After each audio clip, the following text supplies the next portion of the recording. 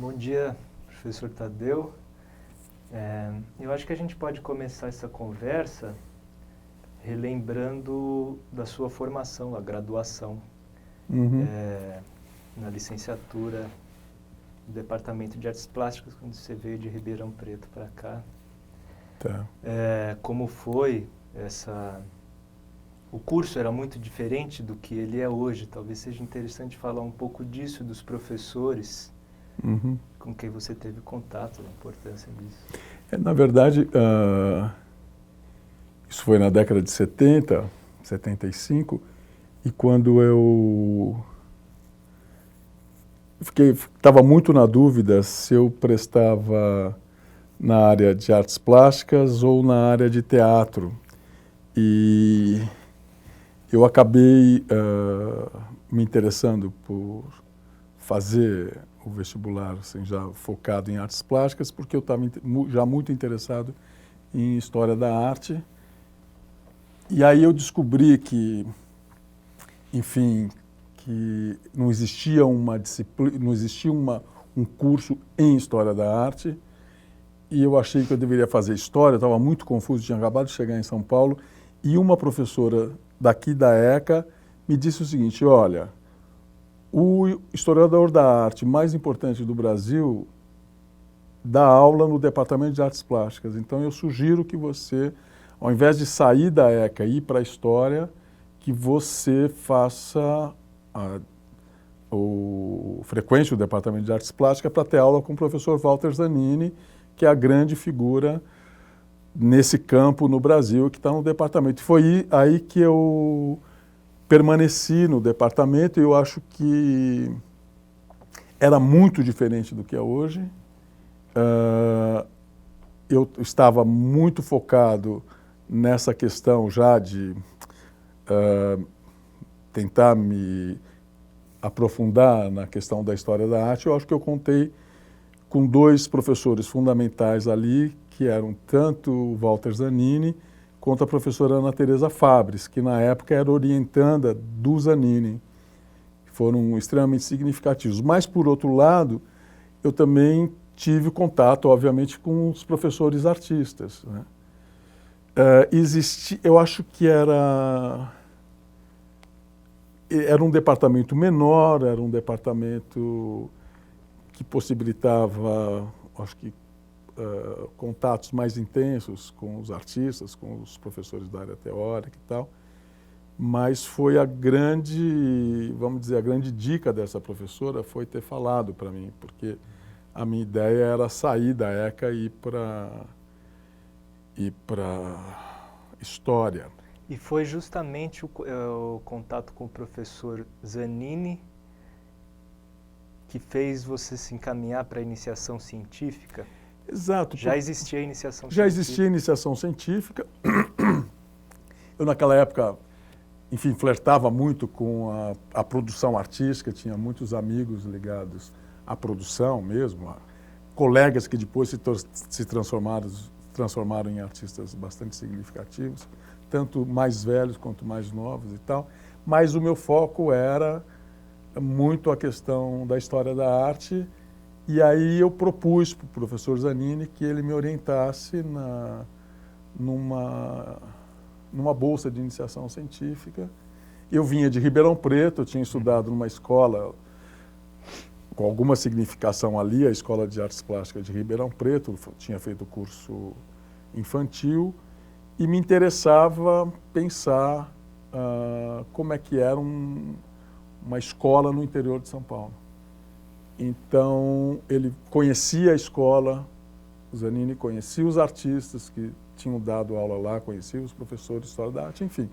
Ele se interessou e me orientou. E aí eu acho que foi, como é que fala? A porta de entrada. A porta de entrada, o primeiro encaminhamento dessa... E eu estou me lembrando que naquela época a Ana Teresa, que tinha sido minha professora, foi para a Itália. E eu trocava muita correspondência com ela, e eu falava da minha pesquisa e ela ia dando dica. Então, houve quase com uma co-orientação, entendeu? O Zanini, com aquela postura dele, e a Ana Teresa via correspondência, eu mandava os relatórios, ela revisava, dava dica. Foi muito intenso e foi muito produtivo aquilo lá, aquela época para mim. Certo. E esse interesse já que apareceu na iniciação científica por ver como era uma escola de arte numa cidade do interior de São Paulo, teve alguma coisa a ver, por isso que se desenvolveu depois no seu mestrado e no doutorado, estudando dois críticos de arte, quer dizer, interesse pela formação de um sistema de arte em São Paulo? Depois você estudou dois críticos paulistas importantes. Isso. Então, na verdade, eu penso assim, quer dizer, eu acho que eu tive muita sorte e que eu acho que isso que é o fundamental e que, apesar dos pesares, ainda existe dentro da USP, foi o contato, em primeiro lugar, com intelectuais, com pesquisadores e docentes extremamente comprometidos, não só com seus estudos particulares, suas teses e tal, mas, sobretudo, preocupados no compartilhamento da sua experiência como pesquisador, como intelectual, como docente, com os estudantes, entendeu? Quer dizer, isso eu acho que foi fundamental para mim, sobretudo esses dois artistas, mas também eu acho que outras figuras fundamentais para mim foram a Regina Silveira, o Evandro Jardim, quer dizer, que tinham essa experiência do diálogo, essa experiência da troca, que eu acho que de alguma maneira existe até hoje. E é claro que o meu interesse, na verdade, para resumir a história, a minha bolsa de iniciação científica terminou e quando eu prestei o mestrado tendo como orientadora a professora Ana May Barbosa, porque meu estudo sobre a Escola de Artes Plásticas de Ribeirão Preto se enquadrava, vamos dizer, numa história da arte e educação no Brasil. Então, naturalmente, eu me encaminhei para a Ana, que me recebeu muito bem e tal. Mas eu trabalhava e tinha os contatos muito fortes com o Zanini e com a Ana Teresa, e, obviamente, eu me vi muito envolvido com todas as questões do modernismo, porque a Ana Teresa, naquela época, fazia a sua tese sobre o futurismo italiano e as ressonâncias do futurismo italiano em São Paulo, no modernismo paulista. E eu comecei a me sentir um pouco dividido, porque eu fazia as primeiras disciplinas de pós-graduação com outro professor fundamental para mim, que foi o Teixeira Coelho, e que ficava cada vez mais interessado em estudar o discurso da crítica de arte do modernismo, mas estava fazendo o trabalho lá no âmbito da história da arte e educação. E estava muito dividido, e um dia eu conversei com o Teixeira. E isso é muito importante, né? Falei, olha, Teixeira, eu estou pensando em fazer o seguinte, eu vou terminar meu mestrado na área de História da Arte e Educação, e depois, no doutorado, eu vou estudar o Monteiro Lobato. Ele olhou para mim assim e falou assim, como assim?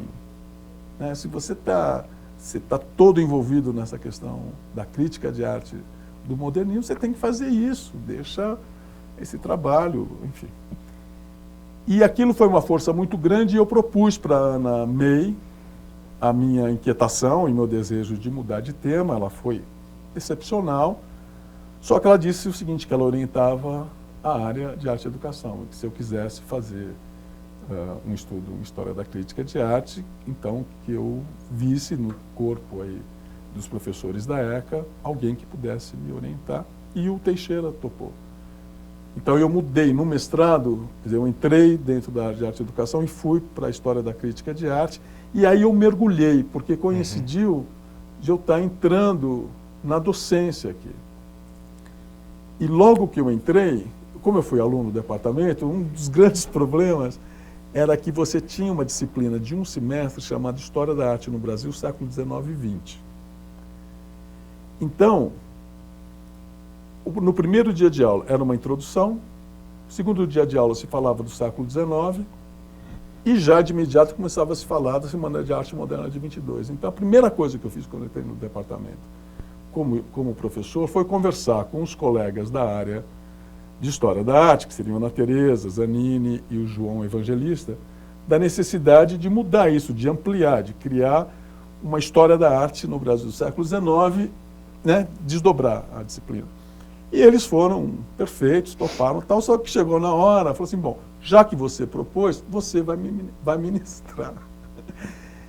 Então eu fiz, foi muito intenso, porque eu fiz todo um trabalho de levantamento bibliográfico, estudei pra caramba, e era esse estudo que foi feito para desenvolver a disciplina no departamento, foi feito concomitante, ou fez parte fundamental da construção da narrativa que eu estava fazendo, ou que me obrigava a fazer o meu objeto de estudo, que era o Monteiro Lobato. Isso já é uma questão interessante, né? Como o cruzamento da pesquisa,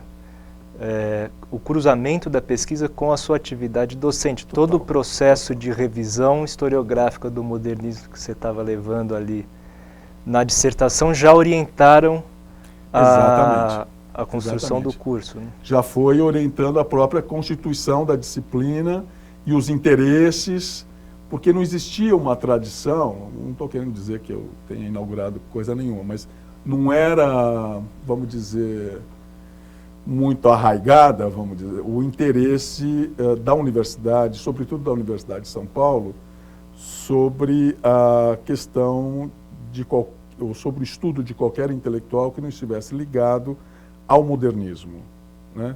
Desde o início do século, enfim, não só aqueles críticos intelectuais próximos à Semana de 22, como os anteriores e como os que vieram depois. Quer dizer, aqui na USP você talvez eu esteja exagerando um pouco, mas de alguma maneira é o seguinte, você só estudava críticos do passado se eles pudessem ser inseridos numa categoria de pré-modernistas. E nunca intelectuais que colocassem em dúvida ou colocassem em risco essa compreensão de São Paulo como berço do modernismo, blá, blá, blá. O fato de eu estudar o Monteiro Lobato naquela época, que já tentava estudar, perceber o fenômeno da Semana de 22 e do modernismo do lado dos perdedores, vamos dizer, também me fez rever uma certa tradição da crítica de arte no Brasil, que naquela época não existia. Né? Não tinha ninguém estudando de uma maneira, ou pelo menos eu não sabia, de uma maneira mais sistemática, vamos dizer, outros críticos de artes anteriores ao modernismo e anteriores ao Monteiro Lobato. E eu fui obrigado a ver esses autores, essa produção artística também, e na medida que eu estava dando aula sobre o século XIX, quer dizer, o diálogo entre pesquisa e docência era, enfim, não tinha, eu era muito jovem também, então não tinha muito limite até, mas eu acho que tem a ver. E foi nesse processo, então, que a questão do nacionalismo na arte brasileira, que depois vai se tornar uma questão importante para você, inclusive dentro da universidade, com os grupos de estudo que depois você formou, aí que começou a surgir isso, orientando as disciplinas também. Foi, porque foi o seguinte, a bibliografia que eu me utilizava naquele momento, sobre o modernismo em São Paulo, estava muito ligado, assim, seria como uma prerrogativa do modernismo brasileiro estabelecer a questão do nacional. E eu comecei a perceber que isso não era verdade. Que, de fato, Monteiro Lobato discutia a questão do nacional, Félix Ferreira discutia, enfim, o século XIX inteiro discutiu. E que o modernismo era mais um elo desse debate. E, obviamente, isso foi muito, acho que foi fundamental dentro ainda do meu processo de formação. Então, se a gente for ver o meu mestrado sobre a crítica de arte do Monteiro Lobato,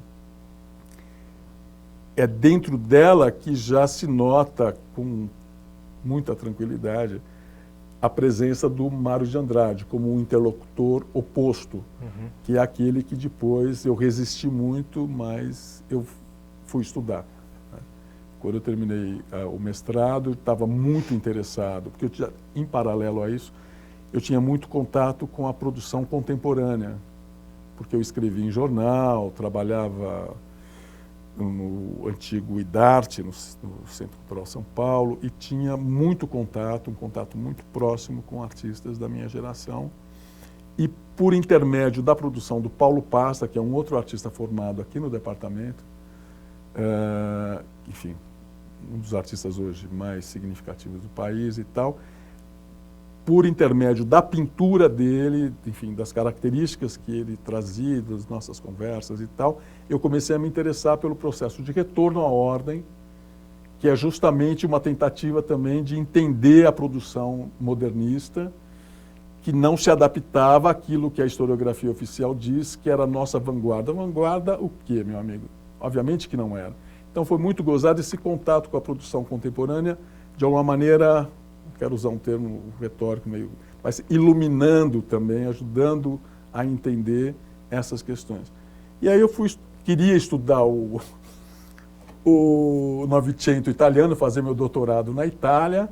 Também essa coisa maluca, né? Assim, eu faço o doutorado na Itália sobre o Novecento italiano, volto para o Brasil para fazer uma discussão sobre a presença do Novecento italiano no Brasil e a crítica de arte do Mário de Andrade.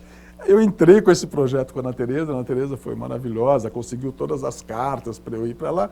Aí caiu a ficha de novo. Falei, porra, você vai passar 5 anos estudando o Novecento italiano, ou 4 anos estudando o Novecento italiano, se o que você quer, na verdade, é continuar discutindo a crítica nacionalista brasileira, Mário de Andrade, tendo como viés da produção a produção modernista que está ligada ao retorno à ordem. Foi aí que eu falei, não, Ana Teresa, eu vou fazer o doutorado sobre Mário de Andrade e tal. E ela foi fabulosa. Enfim. Mas depois essa questão do Novecento se transformou numa exposição, né? Exato. Eu acho que a gente poderia falar um pouco, talvez, de como foi o papel, a importância que teve a formação na universidade no início da sua atividade como curador. Sim. Na exposição Imagens de Segunda Geração, que aconteceu no MAC. Exato. Eu gostaria de frisar, assim, eu acho que tem toda a razão de chamar atenção para isso, mas enfim, eu acho que eu sou muito devedor de uma postura intelectual desses dois professores, Walter Zanini e Ana Teresa, que estão muito ligados a uma tradição da história da arte na Itália e tal, que diz, resumidamente, o seguinte: eu sou um historiador da arte porque eu sou um crítico de arte, e sou um crítico de arte porque eu sou um historiador. Ou seja, a figura do intelectual que transita entre a realidade atual da arte e o passado da arte, com tranquilidade, sem colocar entraves e fronteiras, isso eu aprendi com eles, isso refletiu muito na minha carreira profissional, porque concomitante à minha atividade docente na universidade, eu sempre fiz questão de manter uma produção concomitante no campo da crítica e da curadoria. E esse trânsito, vamos dizer, entre passado e futuro, eu acho que se alimentou de maneira muito produtiva. E lembro, quando eu dava aula aqui na ECA já, e trabalhava no Centro Cultural São Paulo, eu fazia no Centro Cultural São Paulo um estudo sobre jovens artistas paulistas, em que já me interessava, o núcleo principal ali que mais me interessava, eram artistas ligados à prática da apropriação de imagens, que Paulo Pasta estava inserido nessa minha preocupação, que me fazia rever o retorno à ordem do período entre guerras. E eu fiz a primeira comunicação que eu fiz no Comitê Brasileiro de História da Arte, em Mariana, jamais vou esquecer. Eu fiz uma comunicação sobre a minha pesquisa no IDARTE, no antigo IDARTE, e eu tive que fazer um recorte. Obviamente, quando eu tive que fazer o recorte, eu recortei justamente esses artistas que lidavam com a questão da apropriação. E na plateia estava a Ana May Barbosa, que na época era diretora do MAC. E quando terminou a minha fala, eu saí, eu encontrei com a Ana, ela falou: Tadeu, poxa, interessante seu trabalho, tal, você não gostaria de fazer uma exposição no MAC com com essa questão, com esses artistas. E aí a primeira exposição que eu fiz como curador foi no MAC. Eu fui, assim, tive assessoria da Regiane Cintrão, que trabalhava naquela época no MAC, foi fundamental. Mas se você for olhar de fora, você vê que essas questões elas vão se cruzando e dentro dessa, quer dizer, o que eu estou querendo dizer, esse retorno à ordem do período entre guerra e esse retorno à ordem dos anos 80, 90 da arte, e dentro dessa questão toda, a preocupação com essa ideia de arte nacional, que era algo que eu via de maneira evidente, inclusive naquele período também, no cotidiano. E aí, eu lembro, quando eu estava terminando o meu doutorado, eu tinha um projeto, já estava formulando um projeto para ir para os Estados Unidos para fazer um estudo comparativo entre um dia eu vou fazer o paisagismo nos Estados Unidos e o paisagismo no Brasil, como formulações de identidade nacional, estava tudo estruturado, aquela coisa sempre, eu defendo, peço a bolsa e vou, né? Quando eu fui convidado para assumir o Museu de Arte Moderna de São Paulo, o cargo de diretor artístico, curador-chefe do museu, que foi uma surpresa muito forte naquela época, e lá eu pude desenvolver uma série de questões, é gozado isso, né? Uma série de questões, eu fui podendo aprofundar algumas questões que estavam na dissertação, no doutorado e na minha produção como curador independente na época. Eu lembro que a primeira exposição que eu fiz chamava 16 artistas brasileiros. O fato de colocar brasileiro no título fazia uma referência à minha vontade de detectar ressonâncias de um discurso de brasilidade e a eficiência desse discurso ou não naqueles dias, no início, meados dos anos 90. Depois fui sempre, como fala, de alguma maneira,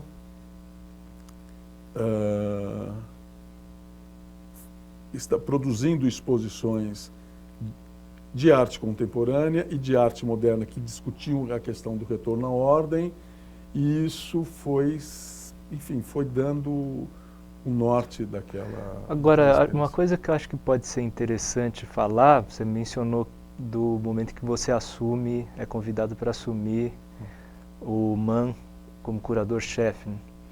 Eu acho que, se eu bem me lembro, você introduziu nesse momento no MAN uma prática que geralmente associada ao âmbito acadêmico, que é de um grupo de estudos. Exatamente, né? Legal, é verdade. De um grupo de estudos para pensar as questões do acervo e também revisitar a história do MAN. Exato. Você tem um trabalho de revisão da história do MAN para pensar o acervo do MAN. Exatamente. Quando eu entrei ali, o MAN era muito visto. O MAN tem um problema específico daquela instituição, que teria perdido toda a sua coleção para a Universidade de São Paulo, para a criação do MAC, blá, blá, blá. E naquele momento eles tinham uma visão muito negativa do próprio acervo. E a minha função ali, quer dizer, eu criei para a minha função de revitalizar o acervo do museu.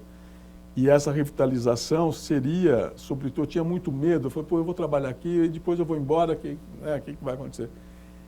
E eu acho que uma atitude de um acadêmico, né, eu criei um grupo de estudos em curadoria com alguns estudantes, alguns orientandos da USP, que eu já estava orientando o mestrado, que era a Regina Teixeira de Barros, o Ricardo Rezende, que eu acho que eram meus orientandos, e além deles estava a Heloíse Costa, que é uma colega do MAC, a Regiane Cintrão, que trabalhava comigo lá no MAN, enfim, o Felipe Chaimovic, uma turma. Então, qual que era a prática? A gente se reunia, discutia o acervo da instituição E cada um desses jovens curadores, vamos dizer, produziam ou concebiam exposições para o acervo, com obras do acervo, e acabavam conseguindo obras, conseguiam adquirir obras para a coleção do MAN, para a configuração de suas exposições. Então também havia uma prática de reflexão sobre a instituição, reflexão sobre a realidade da instituição, a realidade do acervo da instituição e do devir dessa coleção, né? E eu acho que é um dado que é interessante, quer dizer, hoje o Felipe Chaimovic é o curador do MAN, então compartilhei com ele essa experiência, mas foi a primeira vez que eu criei um grupo de estudos. Quando eu saí do MAN, em 2000, enfim, fiquei meio ali, tive problemas de saúde, não sei o quê, voltei para a universidade, quer dizer, eu nunca deixei a universidade, mas eu voltei a trabalhar apenas na Universidade de São Paulo. Em 2003, nós criamos aqui no Departamento de Artes Plásticas um centro de estudos em arte e fotografia. Professor João Musa, professor Ramiro e eu. Em 2003, que era o quê? Tinham 2 artistas de altíssima qualidade, que são esses 2, e alguém interessado em fotografia, que já nessa época eu estava muito, muito interessado. Então, era juntar esforços para criar coisas dentro do departamento, blá, blá, blá. Isso foi em 2003. Em 2004, eu criei um grupo de estudo, o Grupo de Estudos Arte e Fotografia, no departamento, que eu tenho o maior orgulho, que ele funciona até hoje. Ele está aí até hoje, a gente se reúne. Bom, você enfim, estava lá, pertence ao grupo faz alguns anos, que era o quê? Era uma reunião semanais, que ocorrem até hoje, toda terça-feira, em que eu reúno os meus estudantes de mestrado e doutorado e alguns poucos estudantes pescados na graduação. Isso surgiu por quê? Essa ideia surgiu por quê? Porque a gente não consegue... Sônia Salstein, que é uma colega de muitos anos, que hoje é chefe do Departamento de Artes Plásticas, ela, eu e mais um grupo ali dentro, enfim, lutamos muito para a criação de uma graduação em História da Arte no Brasil, uma graduação em História da Arte, porque a Universidade de São Paulo foi pioneira na formação, em termos de pós-graduação, de especialistas nessa área, mas ela não tem, até hoje, os instrumentais para o bacharelado em História da Arte. Isso é enfim, eu não saberia qualificar o que é isso. Então, com essa voracidade, esse intuito de tentar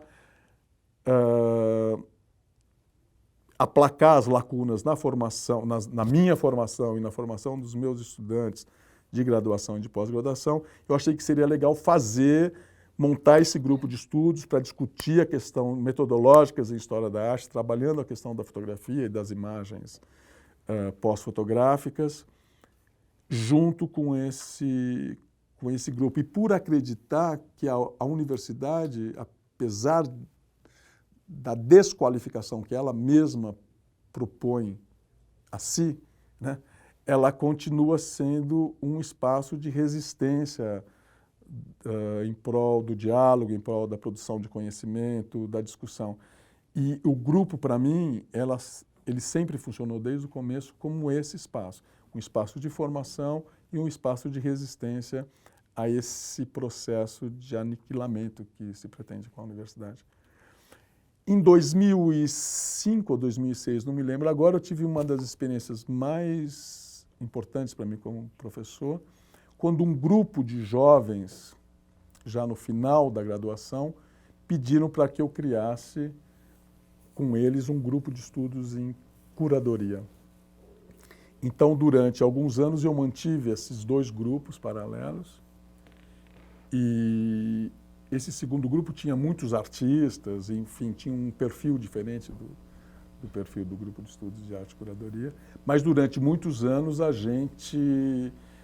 aquele espaço serviu como como fóruns de discussão, de estudo mesmo, leituras e chamavam gente de fora.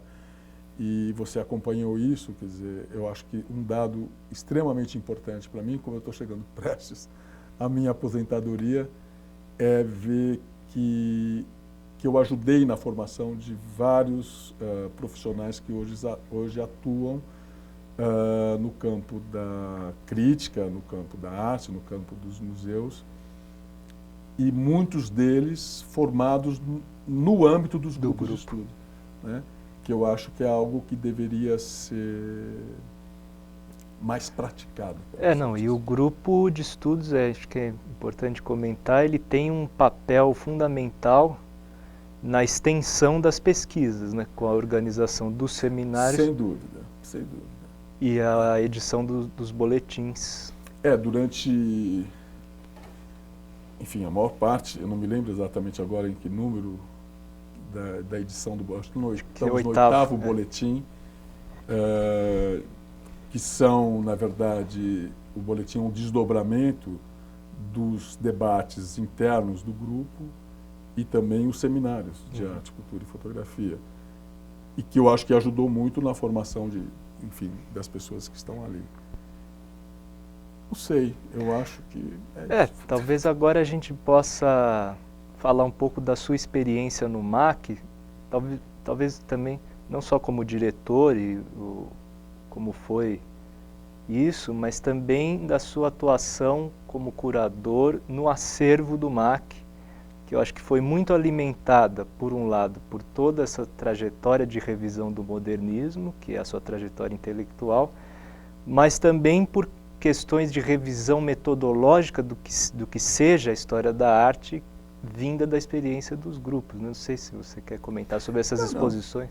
Eu acho, é uma coisa, enfim, é uma experiência, para mim foi também uma experiência fundamental ser convidado para assumir o MAC, USP, pelo fato de ser o MAC USP, e pelo fato também de trabalhar com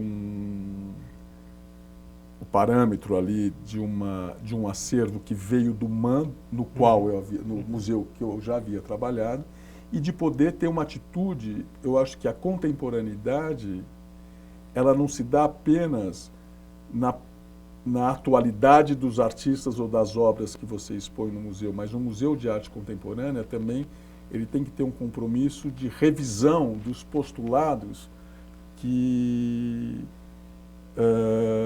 lhe servem de parâmetros. Então eu acho que, como decorrência de nossos estudos no grupo de estudo, porque esse grupo de estudo, dado que é muito legal, ele tem uma dimensão universitária no sentido igualitário, quer dizer, eu posso me colocar como um pesquisador mais experiente em relação a você, mas eu não sou melhor que você, não sei mais que você, enfim. Acho que tinha uma coisa, para mim foi um aprendizado particular também muito forte, em discussões metodológicas, que eu de alguma maneira não, com todas as estratégias, eu levei para a experiência no MAC, eu levei inclusive o grupo de estudos em crítica e curadoria, que ficou no MAC durante um período, não ficou todo o período, mas ficou uma grande parte, tentando levar para a concepção do museu a dimensão de contemporaneidade também, não apenas nas obras que eram exibidas, mas como essas obras eram exibidas e como era possível ressignificar aquele acervo maravilhoso. Foi um processo difícil, porque ao lado dessa questão mais conceitual, vamos dizer, que eu consegui desenvolver algumas questões que eu reputo interessantes, inclusive com o apoio de algumas colegas da curadoria do MAC. Ao lado disso, a gente transferiu o museu para o Ibirapuera, o que não é pouca coisa, né? Porque com toda a morosidade da universidade, com toda a falta de interesse da universidade para com a arte, para com a cultura, eu acho que você sabe muito bem, você acompanhou em paralelo essas experiências. De qualquer maneira, a gente deixou aquele museu em abril de 2014 com 17 exposições. Sendo que dessas 17 exposições, 15 eram exposições com obras da coleção do MAC. A gente conseguiu provar que era possível preencher aquele museu com obras públicas. A sensação que eu tenho é o seguinte, que eu devolvi ao público de São Paulo aquilo que era dele. Tem uma história do professor Walter Zanini que você sempre conta, né? Que é essa questão da dimensão pública da coleção. Você pode contar essa? Eu não estou me lembrando. Que todo paulista... Ah, sim, é maravilhosa essa história. Ontem eu falei. O Zanini foi professor de História da Arte, e de Museologia também. E tem uma coisa muito simbólica, porque a primeira vez que eu fui conversar com as curadoras, aqui no MAC, na sede do MAC, em frente à reitoria, foi absolutamente inusitado. É uma coisa que me deixa muito emocionado de lembrar. Eu não sabia disso, mas eu fui para a reunião das 4 com elas, e já era próximo de 4 horas, e elas tinham tido uma reunião com o Zanini. O Zanini estava na porta do MAC. Então, quando eu cheguei no MAC para ter a primeira reunião profissional, foi ele quem me recebeu e falou, boa sorte. Então, tem uma... E foi sempre uma imagem fundamental na minha vida, e ele dizia, e eu falo isso até hoje para os meus alunos, ele dizia o seguinte: todo cidadão paulista tem o direito de entrar na Pinacoteca do Estado e ver o caipira picando fumo. Isso não é um privilégio, isso é um dever, isso é um direito que todos nós devemos trabalhar para... E eu acho que, de alguma maneira, quer dizer, deixar o museu com aquelas obras, a grande maioria das obras ali, quer dizer, com exceção da exposição do Henrique, que é um estudante daqui, um ex-estudante Henrique Oliveira, um estudante daqui, que foi meu aluno, uma instalação dele, e a exposição da Vânia Mignoni, que da exposição inteira nós tínhamos 2 trabalhos pertencentes ao MAC, o restante eram dela, de coleções particulares, e obviamente a obra do Henrique foi destruída depois da exposição. Todo o resto, tudo que foi exibido ali, eram obras da coleção, já existentes quando eu entrei, ou então obras que eu consegui para o acervo. Isso para mim foi uma vitória, eu fiquei muito feliz, porque então acho que eu consegui no MAC, de alguma maneira, redimensionar e colocar tornar público essa revisão historiográfica. Talvez as pessoas, nem todos tenham percebido, mas eu que estava lá, né? E colocar o acervo dessa instituição fundamental, que é o MAC, para o público ver. Aí, quando eu tinha resolvido que eu ia parar com esse negócio de museu, que eu ia, na verdade, sistematizar essas exposições para cursos de pós aqui dentro da ECA, que eu nunca abandonei, né? Enfim, eu recebi esse convite para assumir a direção geral da Pinacoteca. O que para mim foi absolutamente inesperado, porque eu também tinha uma ideia de produzir esses cursos para São Paulo, para a Universidade de São Paulo, e fazer um pós-doc. Finalmente, eu não consegui fazer pós-doc, ia pensar em fazer um pós-doc, estava pensando em fazer um pós-doc. Estava na dúvida entre Estados Unidos e Itália, aí recebi esse convite, e eu sou uma pessoa muito tarefeira, assim. Então, assim, se eu fui convidado, eu achei que esse convite veio por causa da demonstração de que eu conseguia fazer alguma coisa em termos de gerenciamento de instituições. Então, que eu deveria ir para a Pinacoteca, garantir que todo cidadão paulista continuasse vendo o Almeida Júnior lá. Caipira. Está sendo... É uma experiência recente, tem 6 meses que eu estou lá, mas eu estou... Quer dizer, eu continuo dando aula, quer dizer, eu acho que não tem... Quer dizer, nem me passa pela cabeça desenvolver qualquer outra atividade profissional e, para tanto, deixar de dar aula na graduação, sobretudo. Então, continuo dando aula aqui na universidade, no Departamento de Artes Plásticas, acompanho os problemas sérios da ECA, devido a essa crise absurda que nós estamos vivendo, acompanho os problemas seríssimos do Departamento de Artes Plásticas. Hoje nós somos em muito poucos professores, nós somos praticamente em 2 professores de História da Arte. Muitos colegas artistas ou não artistas estão prestes, muitos se aposentando, outros prestes a se aposentar, e o devir do departamento, a possibilidade, o futuro do departamento é muito triste, porque a sensação que dá é que se a Universidade de São Paulo não prestar atenção na na situação do Departamento de Artes Plásticas, que tem, você é testemunha disso, tem formado alguns dos mais importantes artistas brasileiros nos últimos 10 anos, 15 anos, e alguns estudiosos que a gente sabe muito bem, que estão atuando fora, ele periga fechar. Então, assim, você vê um espaço de construção de conhecimento, de formação na área da arte, uma formação crítica, está, apesar da luta de todos os colegas ali, diária e tal, as perspectivas são muito tristes, né? Então, é uma incógnita o que pode acontecer, porque se o departamento fechar, acho que aí entregar a chuteira, né? Aí, assim, é de uma incompetência tão forte, é uma demonstração cabal da incapacidade da Universidade de São Paulo de pensar a arte e as humanidades dentro do patamar que elas deveriam ser pensadas, como elas foram pensadas algumas décadas atrás, que eu vejo com muita melancolia esse trabalho. Mas se fechar no departamento, a gente vai para o jardim fazer as reuniões do grupo, porque eu acho que é isso que sustenta a gente. Não sei se dei conta aí das tuas questões. Pode ser interessante, dentro desse apanhado da sua trajetória, falar sobre algumas experiências internacionais que foram importantes, acho que e que são decorrentes das suas pesquisas. O Novecento, sul-americano, e a exposição do Ivan na Espanha. Sim. Você não gostaria de comentar um pouco sobre isso? Eu acho que sim. Eu acho que em 2003, se eu não me engano, 2002, 2003, eu fui convidado para fazer uma exposição de arte latino-americana ou de arte do Mercosul na Itália, em Milão. E aí eu acho que foi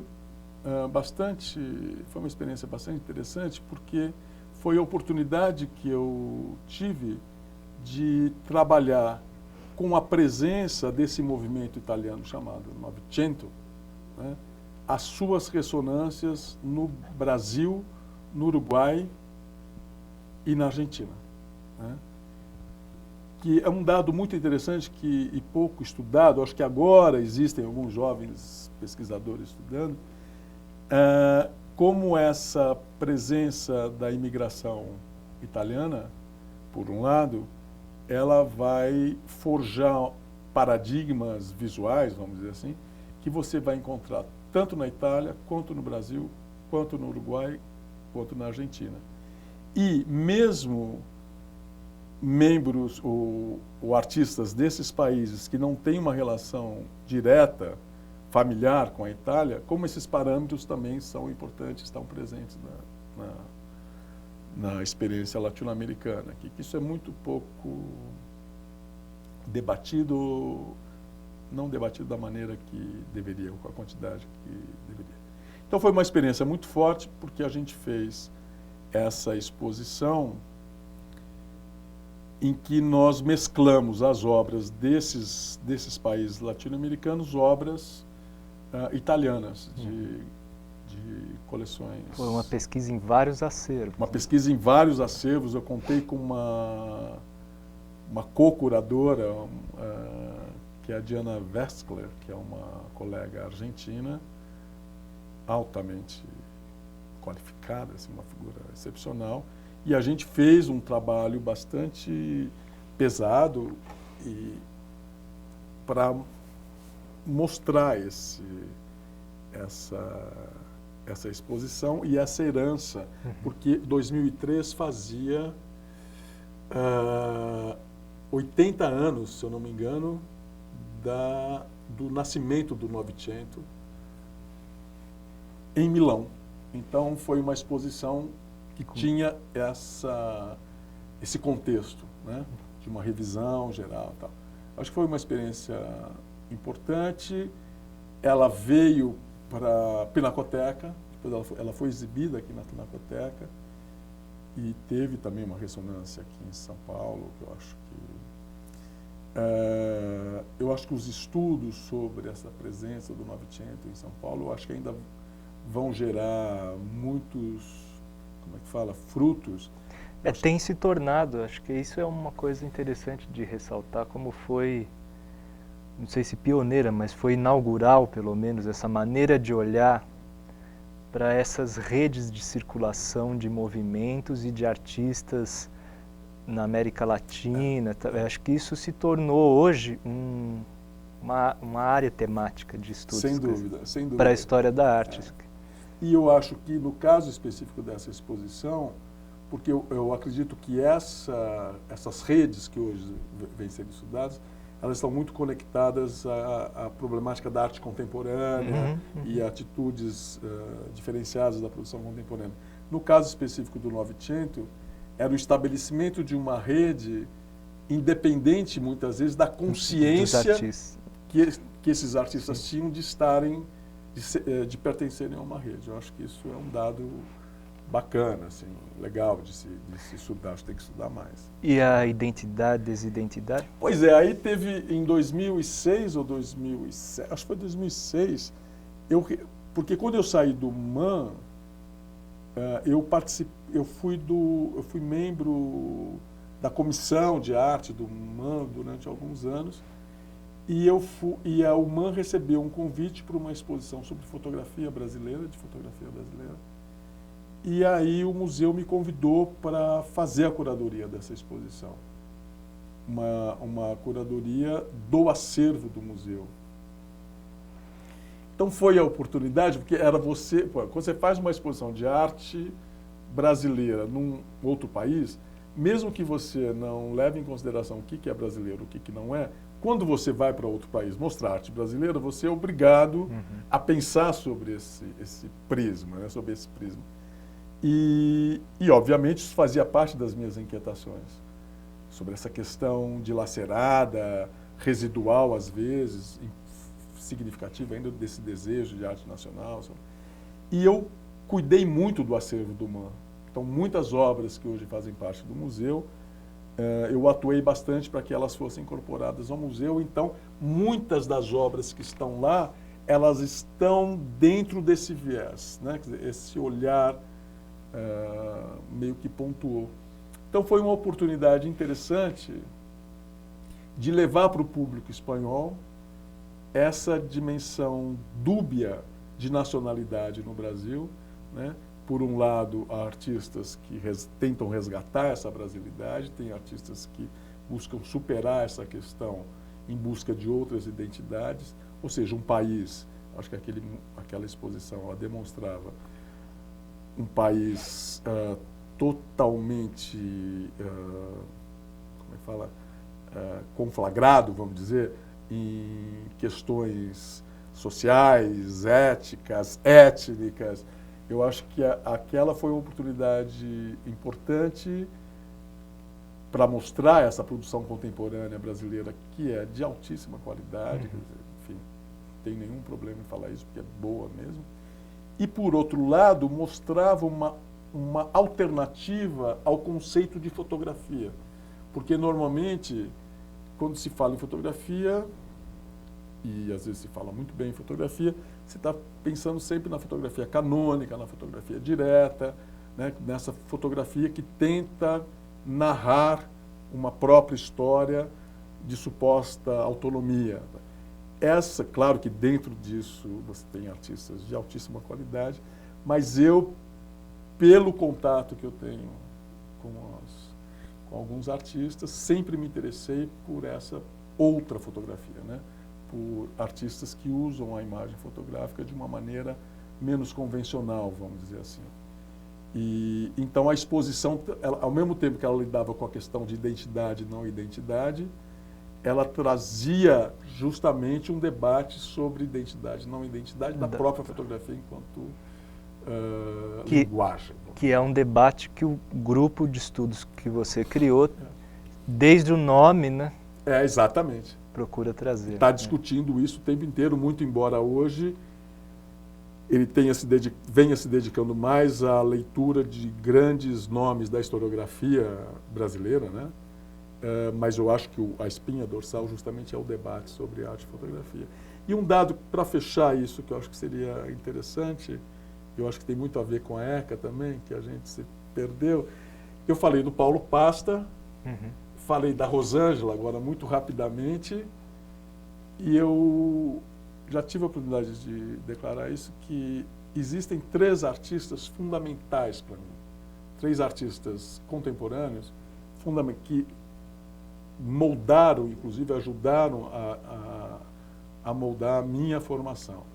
Um é o Paulo Pasta, porque o Paulo Pasta foi meu colega no Departamento de Artes Plásticas e junto com ele eu aprendi a ver pintura, eu aprendi a entender o que é pintura, isso eu levo para o resto da minha vida e foi a produção dele que me despertou, me ajudou a despertar para a questão do retorno à ordem. Então, essa ponte da produção desse artista com um dos meus objetos de estudo é fundamental. A outra pessoa é a Rosângela Renaud, que era uma artista que eu não conhecia pessoalmente, mas cuja obra também foi fundamental para eu me aproximar da fotografia. Então, já me aproximei da fotografia pela experiência da obra da Rosângela e foi uma descoberta fantástica quando eu descobri que essa artista carioca era aluna de pós-graduação da ECA. E foi aí que a gente se conheceu e, enfim, temos uma relação muito produtiva do ponto de vista profissional e tal. E a terceira artista foi a Ana Tavares, né, que depois veio a ser minha colega no Departamento de Artes Plásticas, que me encaminhou de uma maneira também muito rigorosa para a discussão do tridimensional, escultura e o tridimensional na arte. Então, e são artistas que, de uma maneira ou de outra, embora a formação da Ana Tavares, a primeira formação da Ana, tanto da Ana quanto da Rosângela, não tenha ocorrido na ECA, a pós-graduação dessas artistas foi feita aqui e o Paulinho é um artista... E a Ana Tavares é docente. Docente do departamento. Enfim, eu acho que só para fechar com 3 pessoas que eu admiro... Comecei com 2 pessoas que eu admiro muito, que é o Zanini e a Ana Teresa, que são... E eu fecho com esses 3 artistas que eu acho fundamentais.